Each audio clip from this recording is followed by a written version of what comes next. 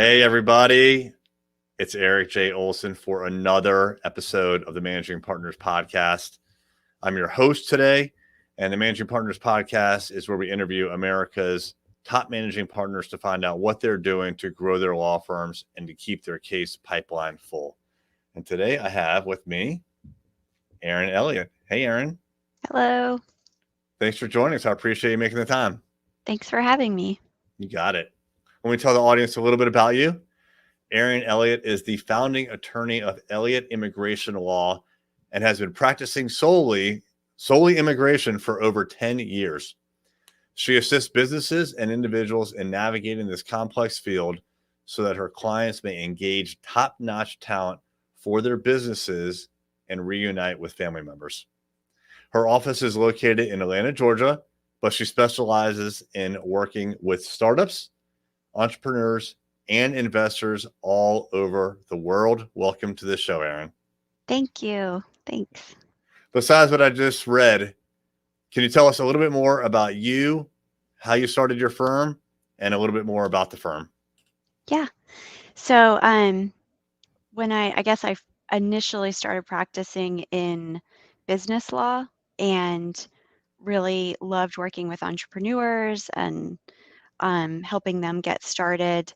And then kind of at the same time married my husband who's Turkish. And so was interested more in immigration, and decided that was really my passion. But now, thankfully, I'm able to combine both of those interests with doing a lot of investor visas and working with companies here in the U.S. So right now, so I started it about 10 years ago. Right now, we've got a managing attorney that I work with who handles more of the family practice, whereas I handle the business immigration practice. Um, and our location is in Atlanta and Buckhead. And we only do immigration. I think that's the best way to do it well. Very cool. Now, are you focused mostly with working with businesses? Yeah, so I do both, but I would say primarily I work with businesses. Um, and I mean, I feel like you have to know both just because there's a lot of overlap. But the one area we don't handle is removal. So any client that's in removal, we would refer them out. I gotcha. Okay, so it's all about people emigrating. I think that's the right Right. word. Hmm. Right? Hmm. Okay, cool. So businesses come to you when they want someone to come in, or they need lots of people to come in. Is that kind of the need?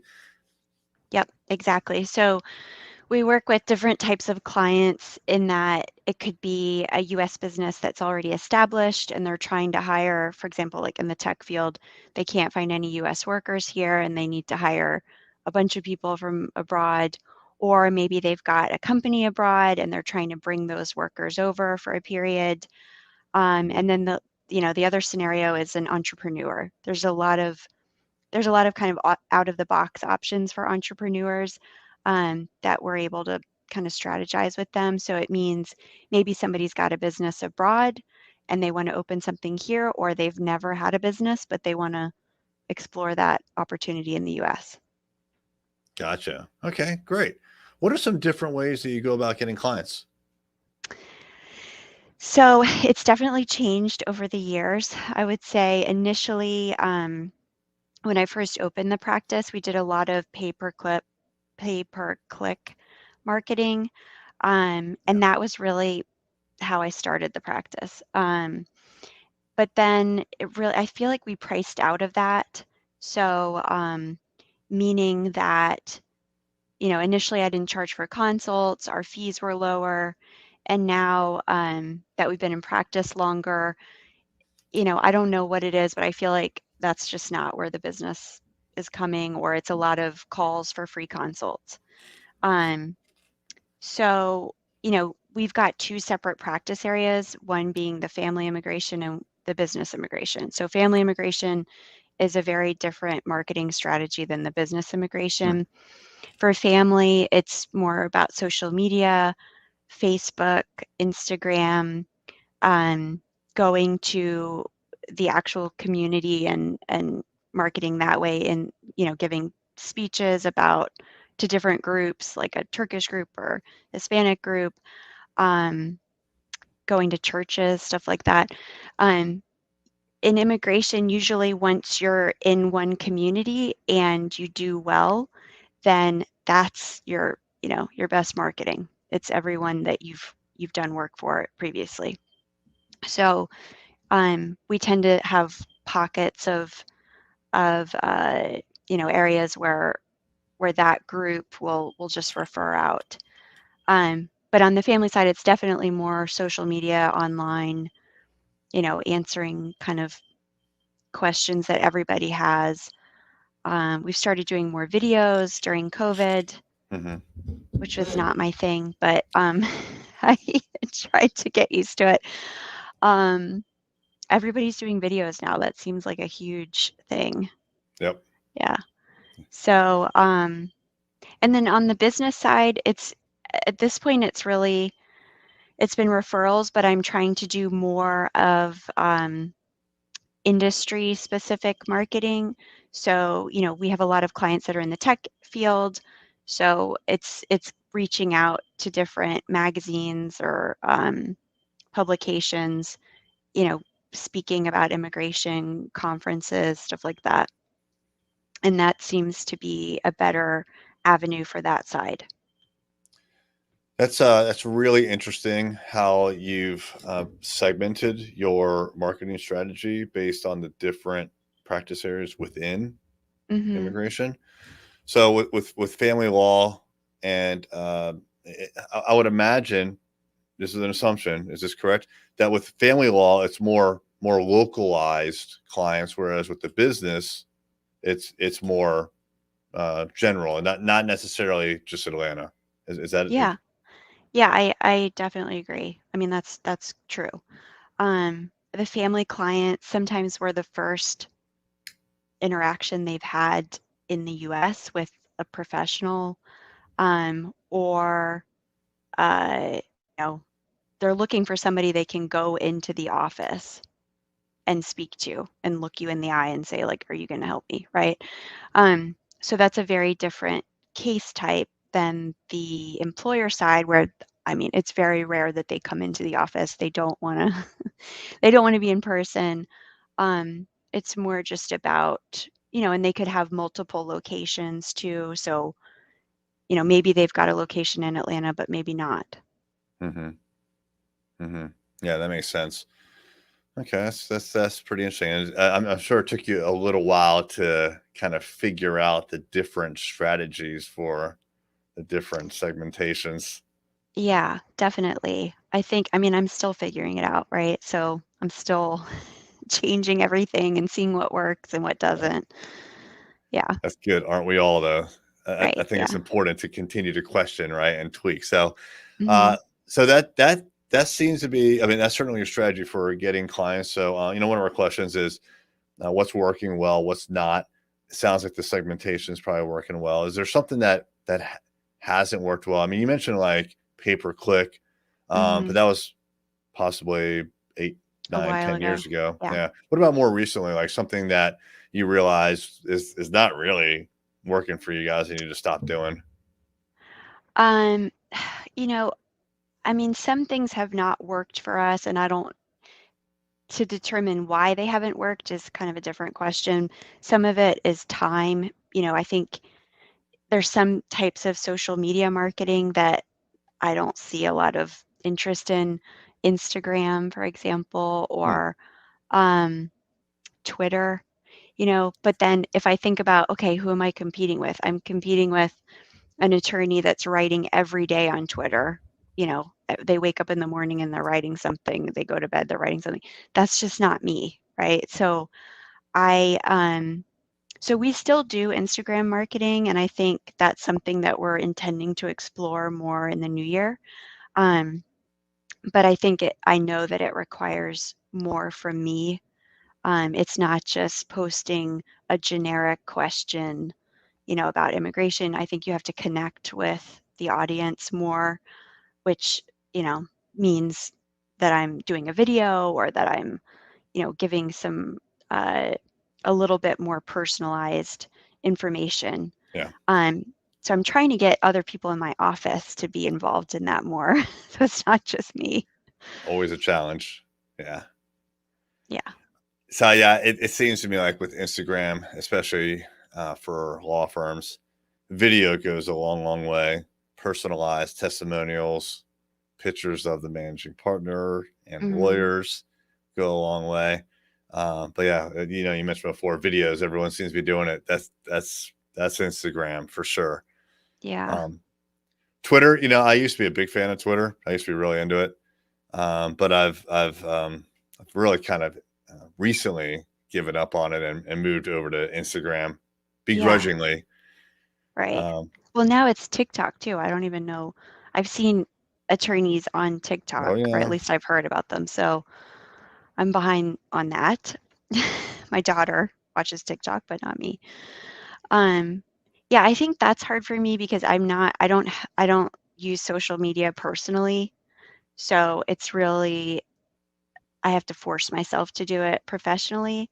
yeah, And it's not that I don't want to connect with prospective clients. It's just I'm much better in person or, having a real conversation. So, yeah. It's one of those things you have to either change your mindset and your activities around it, like you said, right in the morning, right in the evening, mhm, or frankly, like hire someone to do it or get an agency like us. But it requires dedication for sure.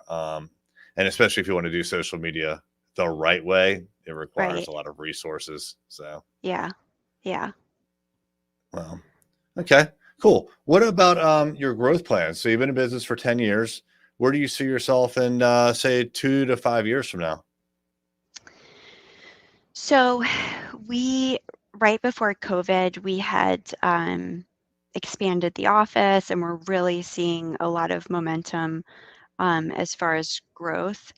Um, and then COVID hit, and I just became very conservative about let's just see what's going to happen here. Thankfully for us, there was a moment where things slowed. I think everybody was kind of in shock.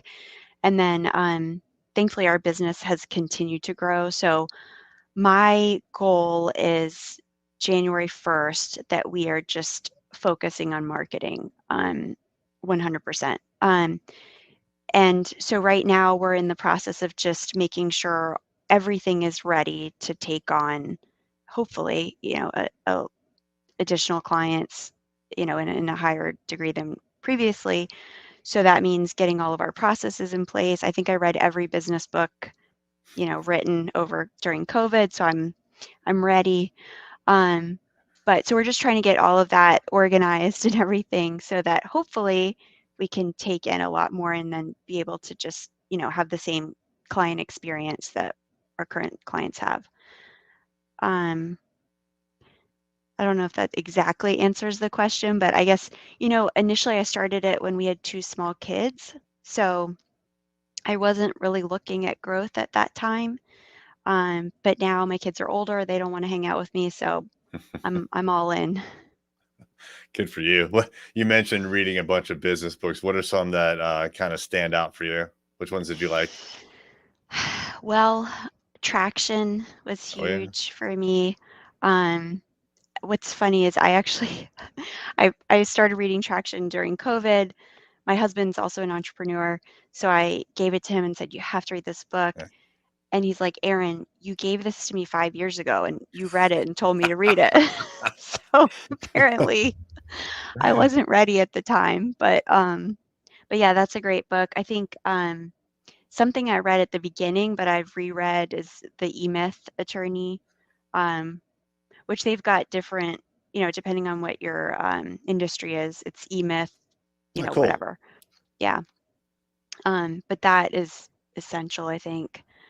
Um, but yeah, I mean, I've got a whole slew of them, but those are probably two big Yeah, ones. good for you. It's I would say a small percentage of the managing partners that come on to this podcast, and we've had probably close to 150 at this point. A small percentage, maybe 10%, actually kind of dive into things like traction and business. business books, business podcasts. So it seems to me like it's certainly an advantage for anyone who's running a business to Yeah. really kind of geek out at some point in those Oh, kinds of yeah. things. Traction's amazing. We believe in it here. We've Mm-hmm. implemented a lot of it, but not like full-fledged traction shop. But we have Right. KPI dashboards and whatnot. I haven't read eMyth. I meant to check that one out. That's a good one. I mean, it's so good. It was really good for me initially, and like I said, I reread it. Yeah, I won't get into the whole thing, but Okay, yeah, it's a great book. very cool. Um, More basic than Traction. Traction can be Mm. intense, but it's Yeah, good. yeah. It can be very prescriptive. Like, here's what Mm-hmm. your KPI dashboard should look like. Yeah, Right, I kind of exactly. like that. Yeah, It's kind of a relief sometimes when you consume this content, whether it's a book or something else, and they say, nope, here's how it's done. Okay, right. all you have to do is just Yeah, follow the steps, right? exactly. Yeah, It's no, that's great. implementing it. That's the problem. That's the hard part. No, I'm with you. Yeah. So, what when you get a prospect, whether it's for the family immigration side or the business immigration side, there's usually a period of time between when you find out about this opportunity and when they become a client. How do you go Mm-hmm. about tracking all of these potential clients, and then do you do anything special to nurture them along the way? Yes. So this is kind of one thing I'm bugging everybody in my office about. This is my focus right now, actually, um, because we, when we were in the office, we had someone in our office answering all the calls, and we had kind of an overflow if they weren't able to answer them. And then when we went to remote, we started using a call center service. They're great, but I feel like we were missing a lot of opportunities. So we do track all of the calls that come in, um, and determine whether they're a legitimate lead, whether they're not, or, you know, uh, whether potential. Um, we listen to the calls, so we record the calls. We don't actually record them, but through Google, I think it's Google Local. Voice. Yeah. Well, it's not Google Voice. We don't do pay per click, but we do the Google Local, Hmm. where we're at the top. So with those, they record the calls. And so we'll go over those once a week now. Um, but as far as following up with them, anybody that looks like it was a lead, um, we have an in-house person answering calls, but the overflow still goes to the call center. Nice. So we anybody that looks like a lead, we have a template email that we send out. Sometimes we'll call them back just to make sure that, you know, maybe they did want to schedule something if they didn't initially schedule a consult. And I would say about 20% of those have then, you know, turned into a client, or at least turned into, you know, the rest of the process. Um, and now we just try to track everything as far as, you know, what is the actual percentage of conversion from a call becoming a consult, becoming a client. That's And we good. do that through we do it through a couple of things. We use Streak. I don't know if you've heard of that, but I have. I haven't seen it in action though. okay. But I mean, we were using HubSpot, just a Hmm. CRM to track that kind of stuff. Um, so yeah, that's what we're doing now. Cool. Does Streak, I mean, just based on the name, does it give you insight into like how long it's been since you've contacted a person, and some threshold has been exceeded, so you need to reach out to them? So yes and no. So we were using HubSpot. I could talk about this forever, by the way, so I won't. But We use we were HubSpot. I know it well. okay. So HubSpot I just felt like it was too expensive. It's a great, it's the best, right? It's the best system, I feel like. And my husband, again, entrepreneur, he's the one that said use this. But for us, to get all the add-ons and the things that we wanted, it was just a lot. So um Streak is something it's just an add-on to Gmail. So it's not as robust as HubSpot, but while we're in this kind of ramp up stage, it's doing, I feel like, enough. So you can categorize contacts in different categories. You can set up reminders for them. You can set up the drip emails. And it's all included in like a basic plan. So that's why we're using that now until, when we get so big, then we'll switch to HubSpot. Yeah. That's pretty amazing that it does all those things as a Gmail add-on, and Right? it does it for the Yeah, team. for the whole team.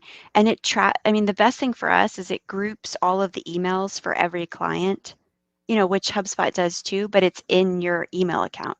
Yeah. So you don't even have to go to another program to see it.